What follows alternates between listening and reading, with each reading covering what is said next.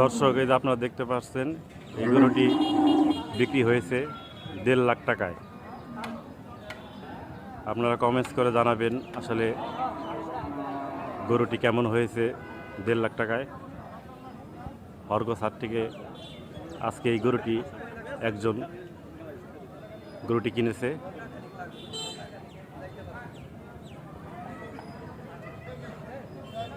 এই যে দেখেন, আজকে হরগোছ হাটে ক্রেতার সংখ্যা কম, গরু কম উঠেছে।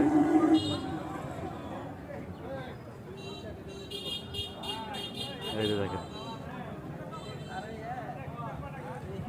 1.5 লাখ টাকার গরু।